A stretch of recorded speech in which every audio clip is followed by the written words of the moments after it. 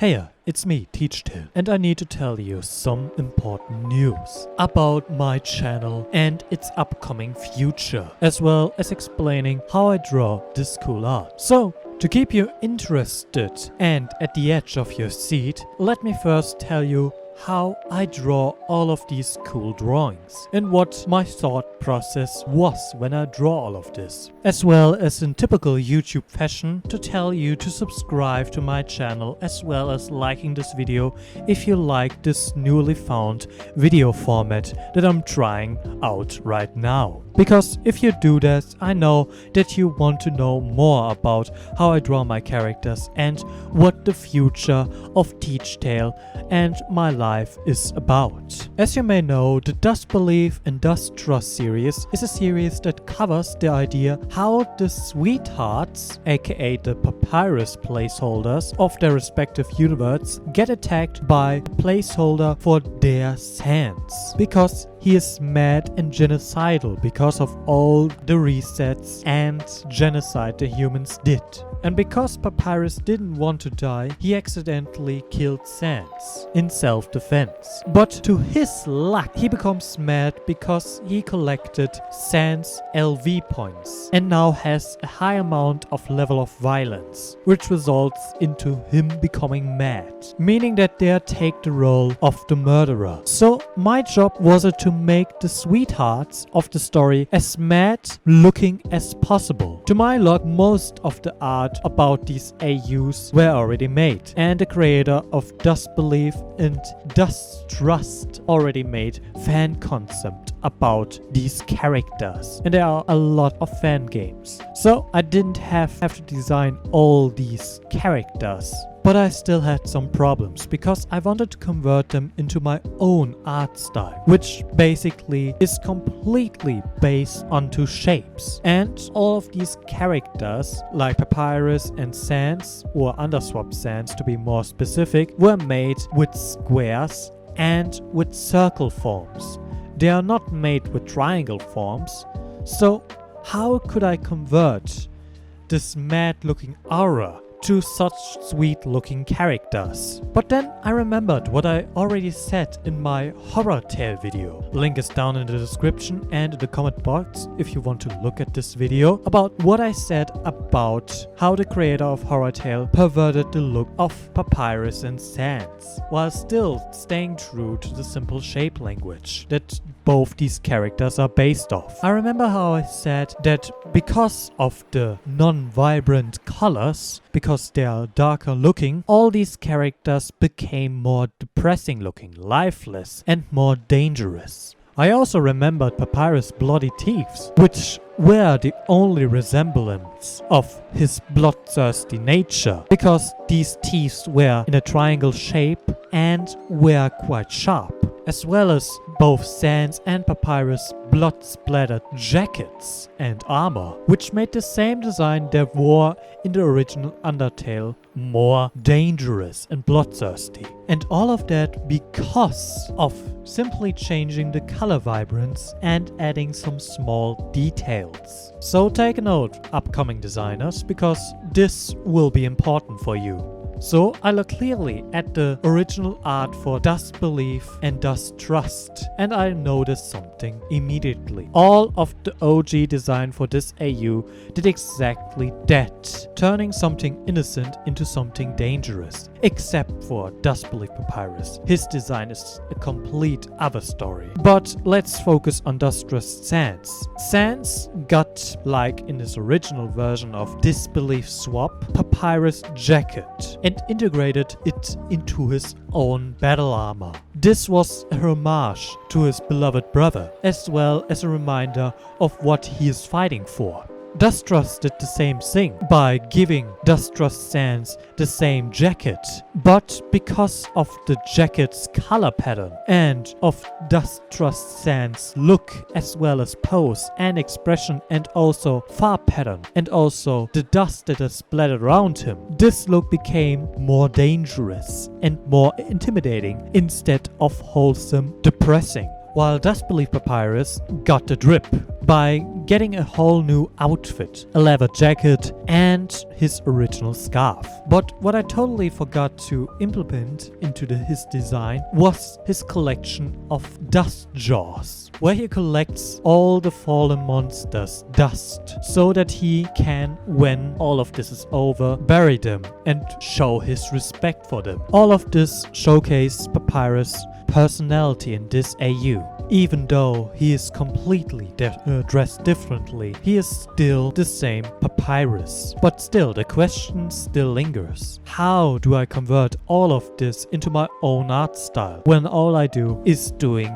shape languages? Well, the answer is simple. I just use shape language, poses, color patterns and emotions. So, by making the scarf and capes look more damaged and more triangular, they look more dangerous and used up from a hard battle, because all of these characters that are based on this Dustbelief have gone through a lot of battles, and because of that all of the clothes are most likely rather rattled up because of the fought battles. After that I focused on the pose, and I must say I was a little bit lazy with that because I wanted to convert them more simpler into Cartoon Animator 4 so that I could easily animate them more for the upcoming videos. But I still had some thoughts when I made this pose. Because all of these characters stand there menacingly, I made sure that they look like they're completely zoned out from reality because they can't believe of what they are doing. I also made sure to copy the mad eye look that all of these concept arts are doing to showcase how disgusted and mad they are at themselves and giving them a bleak look to emphasize this feeling that they are feeling right now. The only character who really enjoyed of what all these other characters are doing was Dusttrust Papyrus, who was smiling like a madman. And finally, I needed to choose the color pattern. So I just choose the original color pattern from the original art style. But I can explain of why the creators did so. Vibrant colors are colors of hope, of justice, of heroics. I mean, have you seen Superman's cape? It's so vibrant red. And if I did the same thing with all these other characters by coloring them with vibrant colors, they start to look heroic instead of depressed, more dangerous and more lifeless. I also completely ignored shading because I know Photoshop would help me with that. I also remade Underswap Alphys, but who cares? You probably want to know what I actually meant when I mentioned the future of my channel. So let me drop some knowledge on you. First of all, let me talk about YouTube Shorts and my upcoming take on YouTube Shorts. Because YouTube is flooded by YouTube Shorts, they are needed to cut YouTube Short videos and normal videos from the algorithm and made sure that YouTube Shorts videos wouldn't help you to get monetized. Meaning that even if you got 1,000, 2,000, 3,000, 4,000, 5,000 watch time on YouTube Shorts,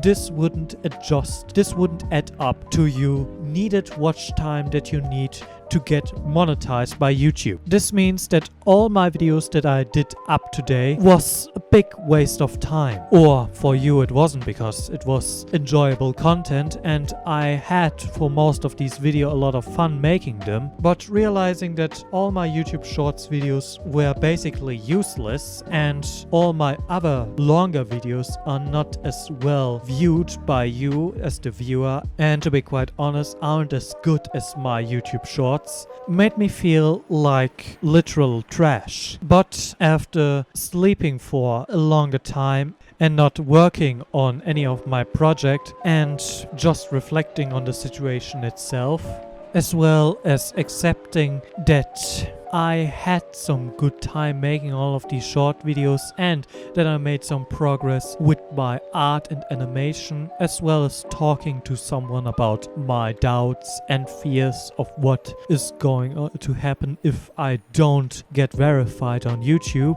I came to a conclusion. I came up with the idea of just doing longer videos, as well as making these Undertale speed paint video a way of me telling you what is going on currently in my life and what is the current state of the TeachTale channel. Then, because I don't want to make just speed paint videos because that would be boring, I also want to make explainer videos. To be more specific, explainer videos that covers the lore and canon of Undertale, which I will make in an infographic style. You know, the type of infographic videos like SCP Explains, the ones that they make every day. And because I have the right resources to make all of these videos and have watched a lot of tutorials, I am confident, or I think I am confident enough to try one of these animation. Because even if I fail, I can always try again or change my approach. Either way, these videos would be in high quality. But this would also mean that I won't be covering as much YouTube Shorts videos. So for now, YouTube Shorts right now on my channel are on a hold.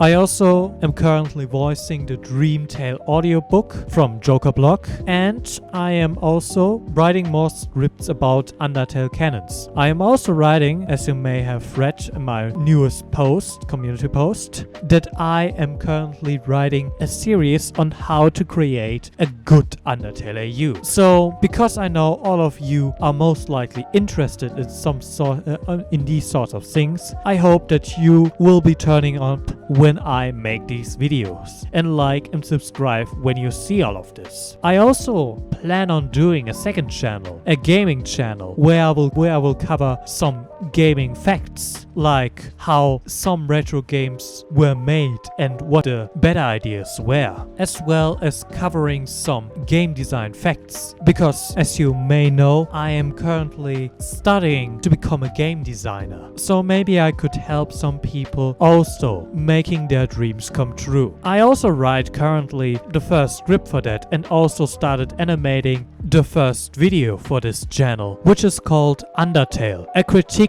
of RPGs. After that, I do plan on making a video called RPG and Why We Adore Them. After that, a video called Visual Novel and Why We Adore Them will come out. I do plan on making all of these videos more meme related and also include some of my own art style. But the main focus is that I want to make learning fun for you, to be open to the idea of game design and open about thinking about a game more critically. I also want to make more content that I enjoy making, like talking about my favorite series like The Boys, Berserk, or trying to redesign some characters, as well as writing with my some story, and as well as concentrating on my TeachTale AU, my own Undertale AU. Or to keep all of this short, I want to make my content not only fun to you, but also fun to myself, because I did enjoy making all of these YouTube short videos, and I still do enjoy making them, but I just need a little time out with all of these YouTube shorts. I don't know for how long,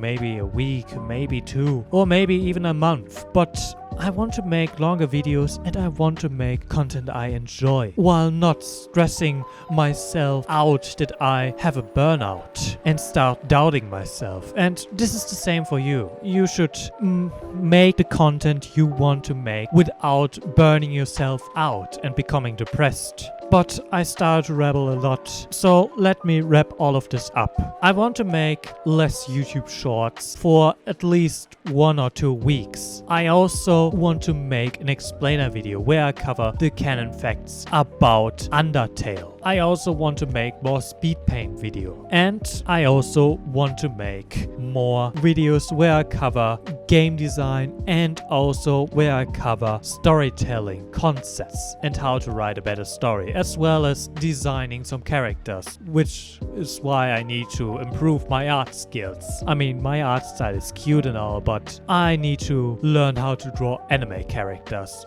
Maybe I make even for that a video. I will call it like, I try to learn how to draw anime characters, so you can too, or something like that, I don't know. But anyways, that was was it for today. Be sure to subscribe, ring the bell to get more of these information videos and more explanation on how I draw all of these characters that you saw right now, and to be informed on what is going on with my current life and the Teach Tale channel. But for now, I wish you all a bloody good day, and I believe in you. So start believing in yourself. Goodbye.